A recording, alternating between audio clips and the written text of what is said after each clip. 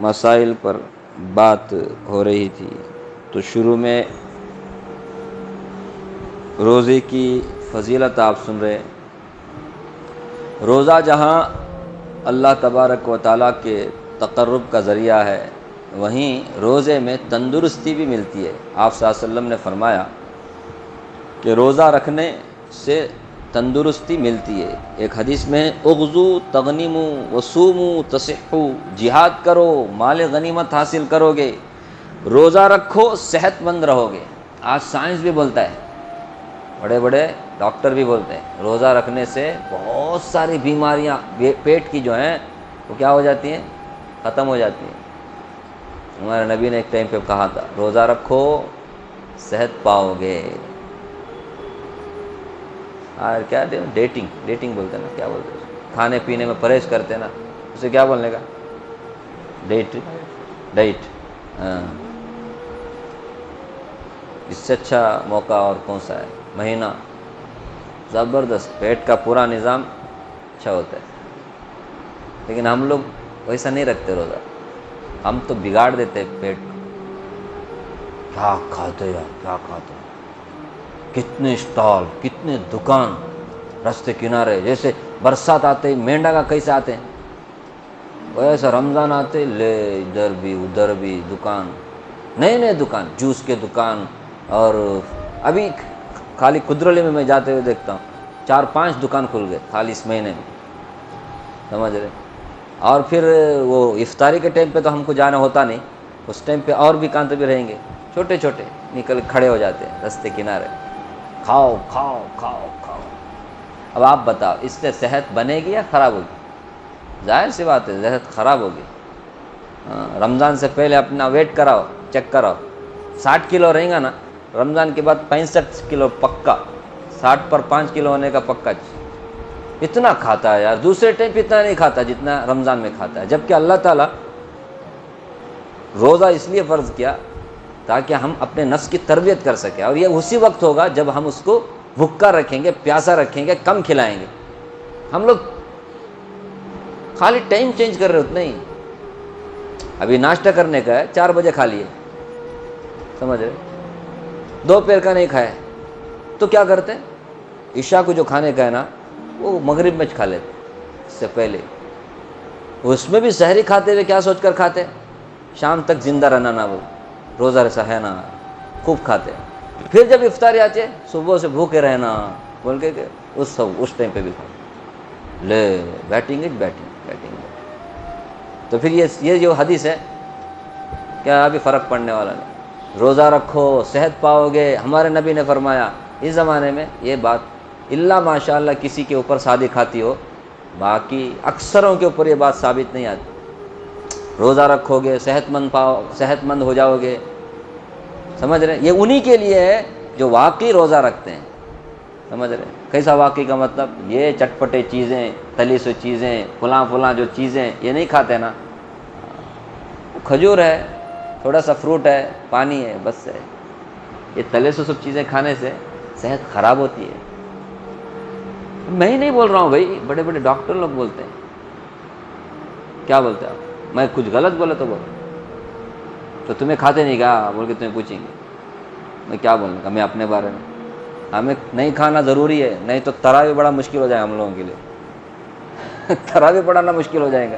یہ 1 مہینہ ہمیں خود سنبھل کر کے رہنا پڑتا ہے، خاص کر کے کیا بھی کام نہیں، دھندا نہیں، پانی نہیں، کیا بھی نہیں، تو خوب کھا سکتے نہیں۔ یہ تو اللہ کا فضل ہوا، ہم کو ایسی ڈیوٹی اللہ دے دیا کہ جھک مار کے تمہیں کیا کرنا پڑے گا، روزے کو روزے کے جیسا رکھنا پڑے گا، نہیں تو بڑا مشکل ہے۔ ہاں ڈکار یہ وہ، ایک رکعت پڑھ کے دوسرے رکعت میں پڑھنے ہی گا نہیں، بعد میں پڑھانے سیکھیں گا نہیں، کیا بولتے ہیں حافظہ؟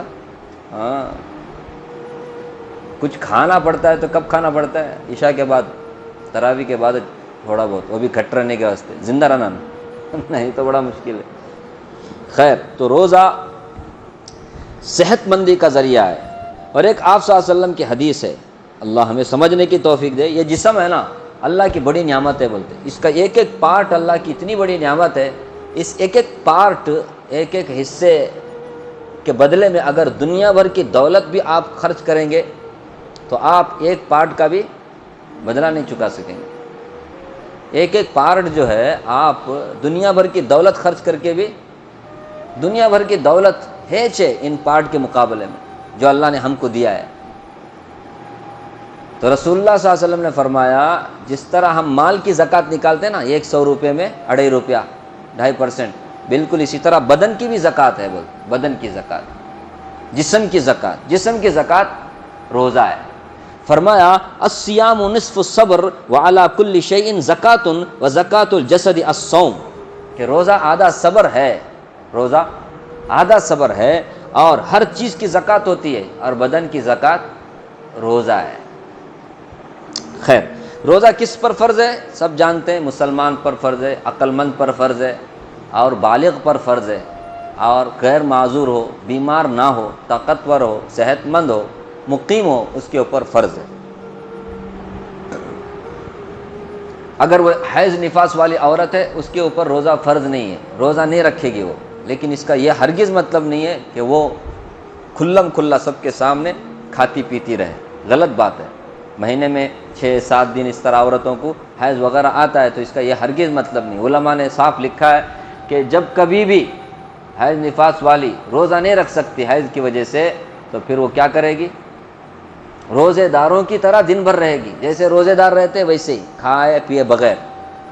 بھوک لگئی، کھانے کی ضرورت پڑ گئی، پینے کی ضرورت پڑ گئی تو چھپ کر کے کھائے، چھپ کر کے پیے، تاکہ روزے کا احترام، رمضان کا احترام روزے داروں کے سامنے روزے کا احترام رہے. ورنہ روزے داروں کے سامنے اس طرح کھائے گی، اچھا نہیں. ابھی کل گزشتہ اتوار سنے کہ نہیں آپ لوگوں نے؟ ہمارے عبداللہ بھائی کیا بولے؟ ایک غیر مسلم عورت بنڈا بیچنے والی، بنڈا بیچنے والی عورت غیر مسلم ہے لیکن چھپ کر کے کھا رہی ہے. اس کو کسی نے پوچھا، بولتے یہ تم کا چھپ کے کھا رہے؟ اللہ مسلم اور ಇದನ್ನ ಉಪವಾಸ ಅಲ್ಲ ಅವರಿಗೆ, ಹಾಗೆ ಒಳ್ಳೆ ಕಾಣೋದಿಲ್ಲ ಅವರ ಎದುರು ನಮಗೆ ತಿನ್ನಲಿಕ್ಕೆ. یہ غیر مسلم مسلمانوں کی عزت کرتے، ان کے उपवास اور ان کے روزے کی عزت کرتے ہوئے اس طرح کرتے، مسلمان کو سمجھ نہیں. یہ کوئی پرانا واقعہ نہیں، ابھی کا تازہ واقعہ، اسی رمضان کا واقعہ ہے. یہ سوچنے کی بات نہیں. ایک غیر مسلم کے اندر احترام ہے رمضان کا، اور مسلمانوں کے اندر کوئی احترام نہیں. تبھی تو مار کھا رہے ہیں ہم لوگ. کتنا پروٹیسٹ کر کے کیا ہونے والا ہے؟ سدھرے نہیں تو مشکل ہے، اور بھی خطرناک حالات آئیں گے. اللہ ہم سب کی حفاظت فرمائے. مریض ہے، مسافر ہے، حاملہ ہے، دودھ پلانے والی عورت ہے، ان کے اوپر روزہ رکھنا فرض نہیں ہے. روزہ اگر چھوڑ دیتی ہیں کوئی بات نہیں، لیکن بعد میں قضا کرنے پڑے گی. بہت کچھ کمزور ہے، روزہ رکھے گا تو بہت کمزور ہو جائے گا، بیمار پڑ جائے گا، ایسا ہے تو اس کے اوپر بھی روزہ رکھنا فرض نہیں ہے. وہ بعد میں کیا کرے گا؟ روزے کی قضا کرے گا. ہر روزے کی الگ الگ نیت کرنا ضروری ہے. ایک مرتبہ پہلے روزے میں نیت کرنا، میں 30 روزے رکھتا ہوں اللہ بول کر کے نیت کرے تو کافی نہیں ہے. ہر روزے کے لیے الگ الگ نیت کرنا ضروری ہے. سمجھ؟ اور روزے کی نیت نصف النہار، آدھے دن سے پہلے کرنا ضروری ہے. اس کے بعد کرے تو کوئی اس کا اعتبار نہیں. آدھا دن کسے بولتے ہیں؟ صبح صادق سے لے کر غروب آفتاب تک کتنا گھنٹہ ہے دیکھنا. 5:25 سمجھو صبح صادق، سمجھے؟ 5:25 سے لے کر 6:45 کتنے ہو گئے؟ قریب 13 گھنٹہ 40 منٹ کی 25 منٹ، 13 گھنٹہ 20 منٹ، 13 گھنٹہ 20 منٹ. تو 13 گھنٹے کو آدھا کرو 6.5 گھنٹہ، 6.5 گھنٹے کو پھر 10 منٹ ملاؤ، کہتے ہو 6 گھنٹہ 40 منٹ. تو 5:25 سے لے کر 6:25 7:25 8:25 9:25 10:25 11:25، ٹھیک ہے. اس کے بعد اسے 40 منٹ ملا تو قریب 12 11:30 12 کے اندر نیت کرنا. اس کے بعد نیت کرے تو سمجھو کہ کسی نے نیت نہیں کی. وہ کیسے معلوم ہوگا؟ سحری نہیں کیا. سحری کرنا خود ایک نیت کے برابر ہے. صبح میں کوئی بھی 4 بجے اٹھ کر کے ناشتہ کرتا ہے کیا؟ صبح کو کیوں اٹھتا ہے؟ کیوں کھاتا ہے؟ سحری کرنے کے لیے. تو علماء نے لکھا ہے سحری کھانا خود ایک نیت کے قائم مقام ہے. اس کے لیے نیت کی ضرورت نہیں ہے. نیت بولے تو کیا زبان سے ادا کرنا بول کر نہیں ہے، دل میں جو ارادہ آتا ہے نا، صبح میں اٹھتے ہوئے مجھے روزہ رکھنا بول کر کے نیت کیا، اس کا تو روزہ ہو گیا، نیت وہیں چھو گئی. لیکن آدمی سحری نہیں کھاتا، سمجھو کہ صبح ہو گئی، سیدھا فجر کی نماز پڑھنے کے لیے چلا گیا، نیت بھی نہیں کیا، اب اس کی نیت کب تک معتبر ہے؟ 11:30 پونے 12 کے اندر اندر کر لینا. اس کے بعد میں کیا تو سمجھ رہے، بعد میں یاد آیا 1 بجے میں نیت نہیں کیا، ابھی نیت کرے گا تو اس کا اعتبار نہیں. اس لیے کہتے 11:30 پونے 12 سے پہلے کیا کرنا ہے؟ نصف النہار سے بول. اب ایک آدمی رات میں نیت کیا صبح روزہ رکھتا ہوں بول کر، سمجھ رہے، تو ابھی نیت کرنے کے بعد کھانا پینا منع ہے؟ ایسا نہیں، صبح صادق تک کھا سکتا ہے. 5:25 تک سمجھو، ابھی 5:25 تک ٹائم ہے، 5:25 تک کیا کر سکتا ہے؟ کھا سکتا ہے. ابھی احتیاطاً کیا کرتے ہیں، مسجد سے اعلان کیا جاتا ہے کہ 10 منٹ ٹائم باقی ہے، اس کے بعد اعلان کرتے ہیں سحری کا وقت ختم ہو چکا. یہ احتیاطاً ہے، ورنہ لوگ کھاتے رہتے ہیں، کہاں تک اذان تک بھی کھاتے ہیں. اس لیے احتیاطاً اب اعلان کیا جاتا ہے، اسی ٹائم پہ کیا کر دیا جائے، اپنے سحری کو بند کر دیا. تو اس ٹائم تک کھا سکتے ہیں، اس ٹائم تک نیت کرنے کے بعد بھی کھا سکتے ہیں، سمجھ رہے، اس کے بعد نہیں کھا سکتے. صبح صادق سے لے کر غروب آفتاب تک. خیر ٹائم ہو گیا. اللہ تعالیٰ سے دعا فرمائے اللہ تعالیٰ مجھے بھی آپ کو بھی رمضان المبارک کے روزے صحیح معنی میں پورے آداب اور شرائط کی رعایت کرتے ہوئے رکھنے کی توفیق عطا فرمائے. رمضان میں اللہ تعالیٰ ہم سب کو ہر گناہ سے محفوظ رکھے، اور جن لوگوں کی اللہ تعالیٰ اس ماہ مبارک میں مغفرت فرماتے ہیں اللہ ان لوگوں میں ہم سب کو شامل فرمائے، اور ہم سب کا خاتمہ اللہ ایمان پر سنت پر فرمائے. آمین آمین. سبحان اللہ وبحمدہ، سبحانک اللہم وبحمدک.